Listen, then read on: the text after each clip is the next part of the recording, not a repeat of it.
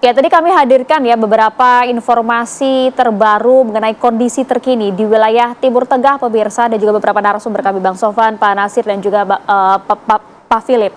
Tapi bagaimana kemudian kalau kita melihat kondisi yang memang masih belum begitu baik-baik saja di wilayah Timur Tengah, Indonesia mampu kemudian menghadirkan sedikit kabar gembira, titik cerah bagi mereka yang berada di Timur Tengah, Pak Philip. Iya, saya kira ini bukan soal apakah Indonesia mampu atau tidak mampu, tetapi apakah Indonesia melakukan hal yang seharusnya dilakukan. Dan yang sudah dilakukan oleh Presiden Prabowo konsisten dengan apa yang sudah dilakukan oleh presiden-presiden Indonesia sebelumnya. Presiden Soekarno sejak tahun 50-an sudah demikian tegas posisinya bahwa Indonesia akan terus-menerus mendukung Palestina hingga Palestina mendapatkan kemerdekaannya. Dan usaha-usaha keras presiden-presiden sesudah Presiden Soekarno tentu saja akan dilanjutkan oleh Presiden Prabowo. Karena itu menurut saya yang paling penting adalah apakah Indonesia bisa konsisten terus-menerus memperjuangkan apa yang menjadi hak dari Palestina. Dan saya kira berbagai upaya yang dilakukan baik melalui forum PBB dan juga mungkin melalui forum D8 saat ini dan juga ada banyak saya rasa pertemuan-pertemuan bilateral yang dilakukan oleh Presiden Prabowo selalu berusaha menempatkan isu Palestina ini sebagai isu yang betul-betul harus mendapatkan perhatian dari dunia internasional dan Indonesia akan mengusahakan dengan sekeras-kerasnya dan sebaik-baiknya. Nah, yang kedua, kalau lihat barusan footage gambar-gambar yang disampaikan, bahwa perang itu pada akhirnya akan merugikan semua pihak. Apa yang dilakukan misalnya di Suriah, kemudian terjadi kelangkaan, makanan dan lain-lain, mungkin juga pada waktunya akan membawa dan mungkin sekarang sudah berdampak juga secara domestik di Israel misalnya. Karena hari ini mungkin yang jarang juga disampaikan oleh banyak orang adalah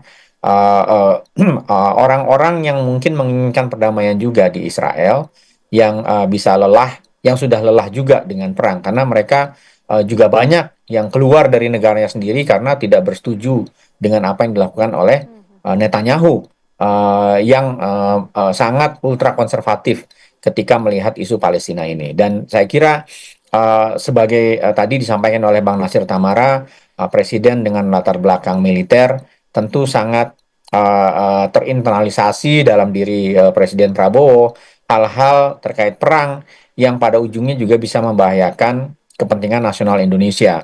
Misalnya mungkin jalur logistik kalau ada perang akan terhambat dan juga makanya beberapa waktu belakangan bahkan sejak masa kampanye Presiden menekankan perlunya ketahanan pangan karena Presiden tahu persis dunia yang sedang tidak dalam situasi dengan yang situasinya penuh ketidakpastian dengan perang yang berlangsung di beberapa tempat di Ukraina, di Gaza dan juga sekarang Suriah itu bisa jadi akan merugikan Indonesia juga secara ekonomi. Karena itu kerjasama ekonomi tentu tidak dapat dipisahkan. Misalnya kalau ambil contoh yang paling simpel, Mesir itu adalah misalnya nih kalau Presiden kan juga akan melakukan pertemuan bilateral dengan pemimpin Mesir.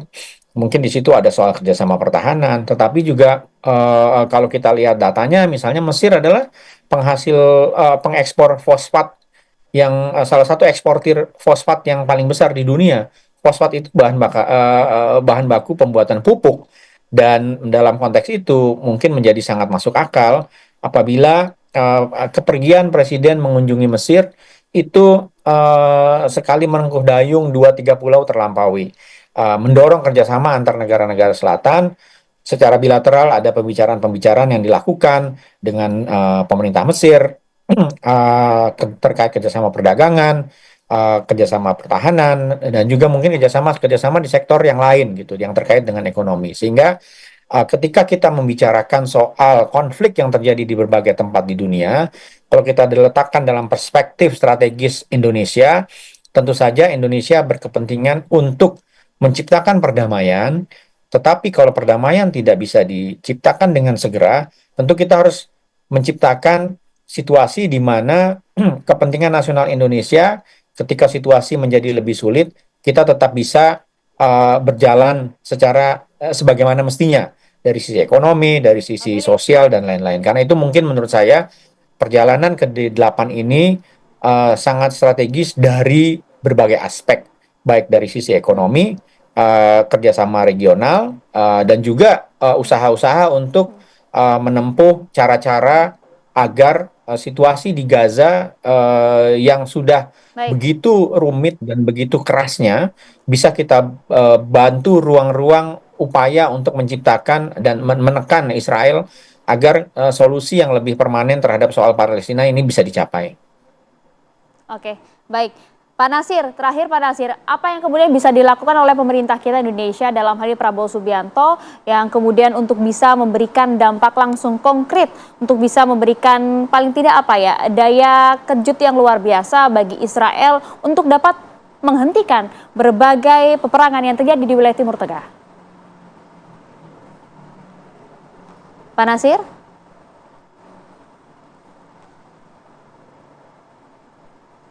Masih bergabung bersama kami? Oh, nampaknya kami mengalami gangguan komunikasi dengan Pak Nasir Tabaran. Nanti kita akan bergabung kembali dengan Pak Nasir. Saya mau ke Mas Sofwan terlebih dahulu. Jadi paling tidak saat ini yang bisa dilakukan begitu ya oleh seorang Prabowo Subianto, apa yang kemudian bisa memberikan dampak nyata lah paling tidak? Ya, saya kira tadi saya suka sekali dengan kutipannya dari Mas Philips tadi ya. Bahwa yang penting itu bukan cuma soal Indonesia mampu atau tidak mampu, tapi apakah Indonesia melakukan apa yang seharusnya dilakukan. Dan saya kira ini posisi moral yang jelas, ya, karena tadi negara ini didirikan dengan beberapa tujuan. Salah satunya adalah turut serta dalam mewujudkan ketertiban dunia, tapi tidak berhenti di situ ada, berdasarkan kemerdekaan, ya, kemudian perdamaian abadi dan keadilan sosial. Jadi ada nilai-nilai. Kebijakan luar negeri kita adalah kebijakan luar negeri yang didasarkan oleh semangat revolusioner untuk menciptakan dunia yang lebih baik. Gitu. Jadi saya kira itu poin yang ingin saya garis bawahi. Lalu pertanyaan berikutnya, apa yang bisa dilakukan Indonesia? Ya tadi yang bisa dilakukan oleh Indonesia adalah apa yang seharusnya dilakukan oleh Indonesia. Dalam jangka pendek tentu saja yang paling salah satu yang paling penting adalah bagaimana Indonesia dapat mendorong dan membuka akses bantuan kemanusiaan baik ke wilayah Palestina di Gaza maupun di tepi barat dan di Yerusalem maupun di wilayah Suriah yang tadi disebutkan pasti ada konsekuensi dari konflik, ada krisis kemanusiaan yang biasanya kemudian mengikuti konflik politik dan konflik bersenjata, dan dengan demikian ada kebutuhan kemanusiaan di sana. Dengan keketuaan D8 Indonesia? Ya, saya kira bantuan kemanusiaan malah akan lebih less kontroversial daripada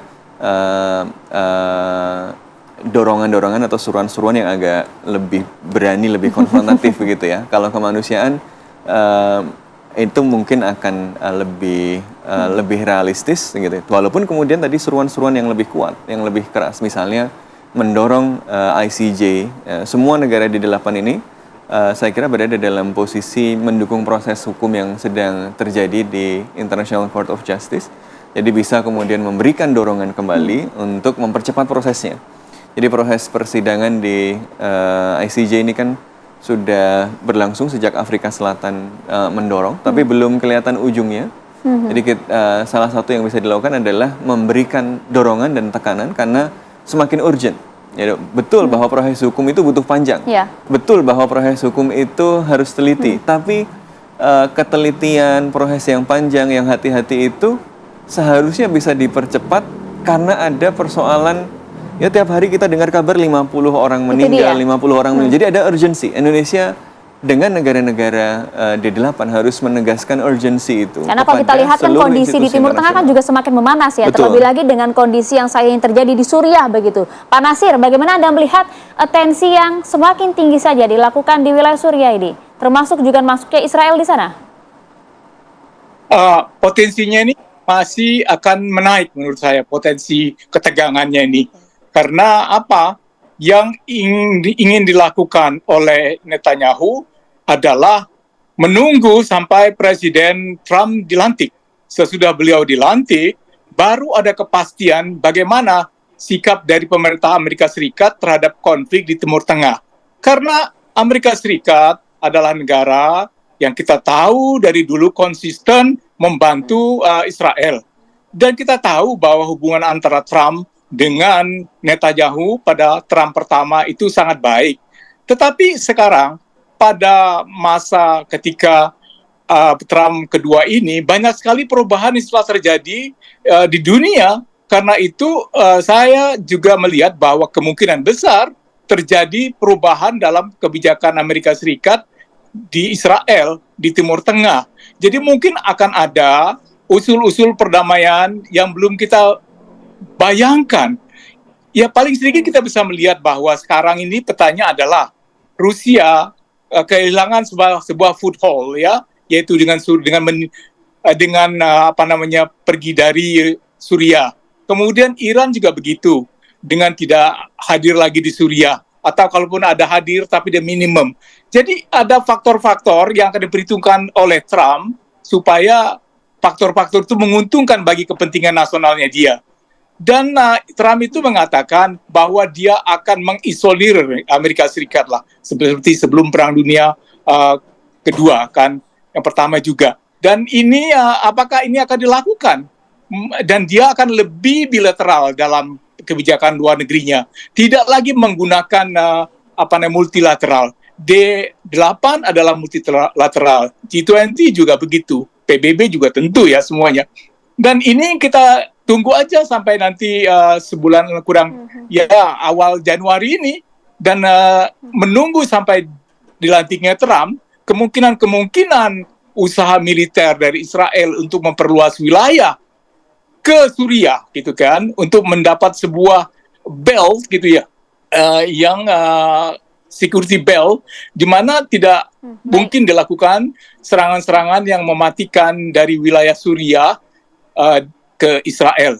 Dan kalau ini sudah dikuasai, maka mungkin Israel akan merasa bahwa dia menang gitu, karena tujuannya adalah menguasai Gaza dan menguasai juga kekuasaan, bukan menguasai negaranya, tapi Lebanon ditaklukkan, dan kemudian sekarang juga Suriah gitu. Jadi 3 negara, dengan siapa dia mempunyai 2 negara dengan siapa dia pernah berperang lama, Lebanon dan Suriah, dan juga dengan Palestina, itu akan berkurang. Jadi ancamannya itu berkurang. Itu satu hal yang perlu kita perhatikan. Ancamannya berkurang, paling tidak itu yang ingin kita harapkan ya Pak Natsir ya. Tapi Bang Philip, terakhir mungkin apa yang kemudian diharapkan dari oleh-oleh manis yang nanti akan dibawa oleh Prabowo dari Mesir? Saya kira pertama adalah tadi, kalau kita kembalikan kepada D8, pertanyaannya adalah apakah D8 ini bisa menjadi suara yang memperkuat posisi strategis dari negara-negara yang ekonominya terkuat di antara negara-negara OKI ini, GDP-nya yang paling tinggi, dan kemudian nanti beberapa tahun lagi seperti saya sampaikan tadi akan menjadi negara-negara dengan ekonomi yang terbesar. Artinya kalau mereka bisa bekerja sama hari ini, tentu itu akan menjamin bahwa apa yang diprediksi oleh banyak lembaga internasional itu akan terjadi. Kesejahteraannya akan meningkat, dan posisi tawarnya terhadap negara-negara yang lebih besar juga meningkat. Yang kedua, menurut saya, forum seperti D8 ini, karena berjalan di tengah situasi konflik, memang akan ada sesi-sesi yang menyampaikan sikap-sikap dari negara anggota D8 terhadap apa yang tengah terjadi di Gaza, di Palestina, dan juga Suriah.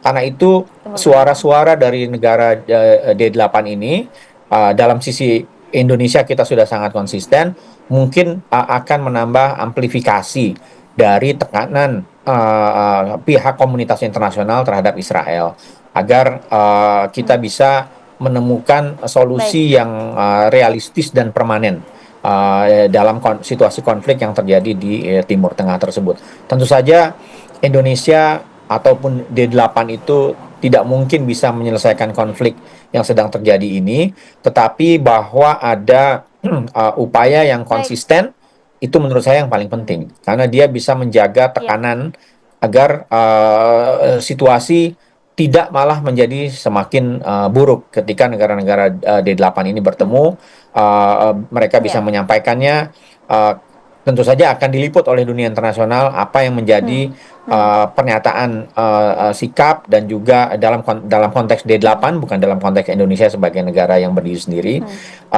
solidaritas dan juga kesepahaman terhadap tujuan dari Menarik. cita-cita kemerdekaan Palestina. Ya, harapannya konsistensi itu dia ya, Indonesia untuk bisa kemudian meningkatkan daya tawar negara-negara di D8 untuk bisa kemudian meningkatkan ekonominya secara global hingga menciptakan perdamaian dunia. Terima kasih banyak Pak Philip, Pak Nasir Tamara, dan juga terima kasih Mas Sofwan atas waktunya di Apa Kabar Indonesia malam.